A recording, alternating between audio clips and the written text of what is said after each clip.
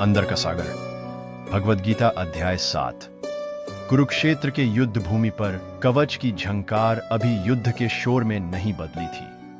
अर्जुन अब भी कृष्ण के प्रति विस्मय में खड़ा था, जिन्होंने एक के बाद एक हर बार पहले से गहरी सच्चाई प्रकट की थी। लेकिन अब अर्जुन का हृदय किसी और भी महान चीज के लिए तैयार था। उसका मन, जो कभी संदेह से घिरा हुआ था, अब केवल कर्तव्यों और कर्मों की नहीं, बल्कि सभी चीजों के पीछे छिपे शाश्वत तत्व की भी ज्ञान की लालसा रखता था। कृष्ण, उसने पूछा, आपने आत्मा, योग और ध्यान के बारे में बताया है, लेकिन अब मुझे बताइए, आप वास्तव में कौन हैं? इस ब्रह्मांड का स्रोत क्या है और कोई आपको सत्य में कैसे जान सकता है? कृष्ण मुस्कुराए। उनके चारों ओर धूप सोने की तरह चमक रही थी। ध्यान से सुनो अर्जुन, उन्होंने कहा, अब मैं तुम्हें परम ज्ञान प्रकट करूंगा, मन का ज्ञान, ज्ञान और साक्षात्कार की बुद्धि, विज्ञान। इसके बाद तुम्हारे लिए जानने को कुछ भी शेष नहीं रहेगा। अर्जुन ने सिर हिलाया और कृष्ण ने आरंभ किया। अन्वी और समुद्र की कहानी। कुरुक्षेत्र से दूर विशाल समुद्र के किनारे बसे एक तटीय गांव में अन्वी नाम की एक छोटी लड़की रहती थी। वह जिज्ञासु थी, हमेशा अपने आसपास की दुनिया के बारे में सवाल पूछती रहती थी। एक दिन जब वह लहरों को आते जाते देख रही थी, उसने अपने पिता से, जो एक साधारण मछुआरे थे, पूछा, पिताजी, लहरें टकराने के बाद कहां चली जाती हैं और वे आती कहां से हैं? उसके पिता मुस्कुराए और बोले, वे समुद्र से आती हैं और उसी में लौट जाती हैं। अन्वी गहराई से सोचने लगी, तो क्या लहर समुद्र से अलग नहीं है? नहीं मेरी बच्ची, उन्होंने कहा, लहर केवल अलग दिखाई देती है, लेकिन उसका असली स्वरूप समुद्र ही है। उस रात जब वह बिस्तर पर लेटी थी, अन्वी ने सपना देखा कि वह समुद्र पर चल रही है। लहरें उससे फुसफुसाईं, हम बहुत सारी नहीं हैं, हम एक ही हैं, हम उठते और गिरते हैं, लेकिन कभी समुद्र से अलग नहीं होते। वह आश्चर्य से जाग उठी। सब कुछ का समुद्र क्या है? उसने खुद से पूछा। युद्ध के मैदान में वापस कृष्ण ने समझाया, अर्जुन, मैं वही समुद्र हूँ। सब कुछ मुझसे उत्पन्न होता है। सभी वस्तुएं, पृथ्वी, जल, अग्नि, वायु, आकाश, मन, बुद्धि और अहंकार मेरी निम्न प्रकृति है, लेकिन इससे परे मेरी उच्च प्रकृति है, जो सभी प्राणियों के भीतर विद्यमान जीव शक्ति है। वे रुके, फिर बड़ी कोमलता से बोले, ये जान लो, मैं ही सब कुछ का कारण हूँ। मुझसे परे कुछ भी नहीं है। सभी लोग मुझ में ही स्थित हैं, जैसे मोतियों की माला में धागा होता है। अर्जुन की आंखें फैल गईं। मोतियों की माला?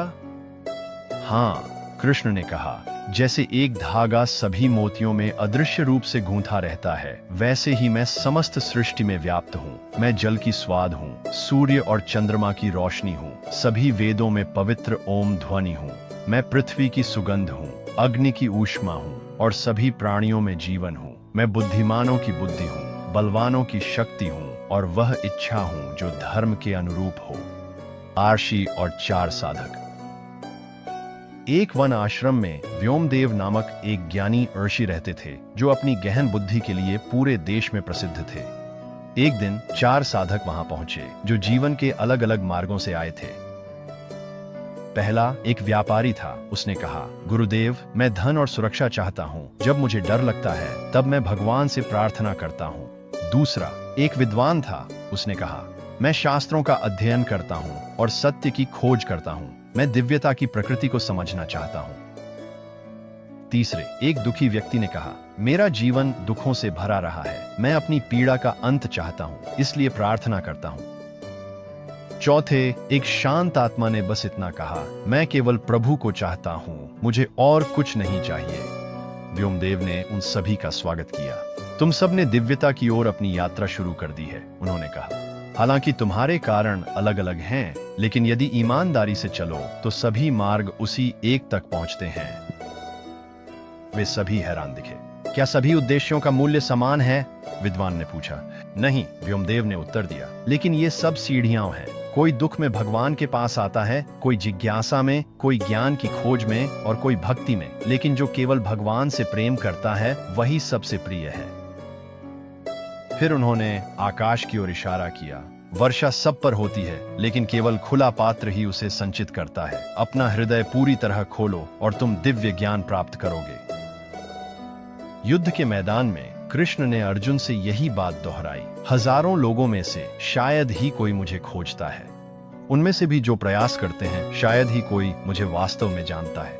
यह संसार प्रकृति की 3 गुणों से मोहित है, सत्व अर्थात शुभता, रजस अर्थात इच्छा और तमस अर्थात अज्ञानता। ये गुण आत्माओं को माया में बांधते हैं, जिससे वे छोटे छोटे देवताओं की पूजा करते हैं और सभी रूपों के पीछे छिपे एकमात्र परमात्मा को भूल जाते हैं। लेकिन कृष्ण ने आगे कहा, जिनकी माया ज्ञान से नष्ट हो जाती है वे केवल मुझ में ही शरण लेते हैं। वे यह समझते हैं कि मैं ही समस्त सृष्टि का शाश्वत स्रोत हूं। अर्जुन ने पूछा, तो फिर इतने लोग अन्य देवताओं और शक्तियों की पूजा क्यों करते हैं? कृष्ण ने उत्तर दिया, जिस भी देवता की कोई व्यक्ति श्रद्धा के साथ पूजा करता है, मैं उसकी श्रद्धा को स्थिर कर देता हूँ। उनकी इच्छाएं पूरी हो सकती हैं, लेकिन वे फल अस्थायी होते हैं। जो मेरी अव्यक्त शाश्वत परम सत्ता की पूजा करते हैं, वे सर्वोच्च लक्ष्य को प्राप्त करते हैं। वास्तविक खजाना। अम्बी हमेशा सागर और ईश्वर की प्रकृति के बारे में सोचती हुई बड़ी हुई। वह मंदिरों में गई, शास्त्रों का अध्ययन किया और संतों से मिली, लेकिन कुछ भी उसके दिल को पूरी तरह संतुष्ट नहीं कर पाया। एक दिन समुद्र के किनारे बैठकर उसने अपनी आंखें बंद की और लहरों पर ध्यान लगाया, जो उठती थीं, गिरती थीं, कभी समाप्त नहीं होती थीं। अचानक उसने कुछ बदलता हुआ महसूस किया। समुद्र अब केवल पानी नहीं था, वह चेतना थी। लहरें विचार थीं, रूप थीं, लोग थे, जीवन थे। सब कुछ समुद्र ही था, सब कुछ ईश्वर था। उसके चेहरे पर आंसू बह निकले, दुख के नहीं बल्कि पहचान के। तुम सब कुछ हो, उसने फुसफुसाया, और फिर भी तुम सब कुछ से परे हो। कुरुक्षेत्र में कृष्ण ने उस अध्याय की अपनी शिक्षाओं का समापन एक गहन सत्य के साथ किया। अर्जुन, यह सब मेरी दिव्य माया है, लेकिन जो मुझ में समर्पित होते हैं वे इसे पार कर जाते हैं। वे ज्ञानी हैं जो मुझे हर जगह, सभी प्राणियों और सभी वस्तुओं में देखते हैं। मैं ही आदि, मध्य और अंत हूं। निष्कर्ष, 7वें अध्याय का सार। ज्ञान विज्ञान योग, ज्ञान और बुद्धि का योग, जिसमें कृष्ण अपनी दिव्य प्रकृति प्रकट करते हैं और भौतिक तथा आध्यात्मिक दोनों जगतों के ज्ञान को समझाते हैं। कृष्ण स्वयं को समस्त सृष्टि के परम स्रोत के रूप में प्रकट करते हैं, चाहे वह भौतिक ऊर्जा हो या आध्यात्मिक ऊर्जा। सच्चा ज्ञान केवल बौद्धिक यानी ज्ञान नहीं है, बल्कि अनुभवजन्य यानी विज्ञान भी है। बहुत से लोग अलग अलग कारणों से भगवान के पास आते हैं, डर, जिज्ञासा, ज्ञान या भक्ति। लेकिन सबसे उच्च भक्त वही है जो केवल भगवान की ही खोज करता है। यह संसार प्रकृति की 3 गुणों की माया से ढका हुआ है, लेकिन भगवान के प्रति समर्पण इस भ्रांति से पार होने में सहायता करता है। सभी रूपों के पीछे छिपे दिव्य तत्व को समझना मुक्ति और परमात्मा के साथ शाश्वत एकता की ओर ले जाता है। अस्तित्व के सागर में हम सभी लहरें हैं जो यह याद करने का प्रयास कर रहे हैं कि हम कभी भी अलग नहीं हैं। 7वां अध्याय केवल संसार को ही नहीं, बल्कि उसके पीछे छिपे दिव्य सूत्र को जानने का निमंत्रण है। ज्ञान और बुद्धि के माध्यम से आत्मा अपने मूल को याद करने लगती है, शाश्वत, अनंत, एकमात्र।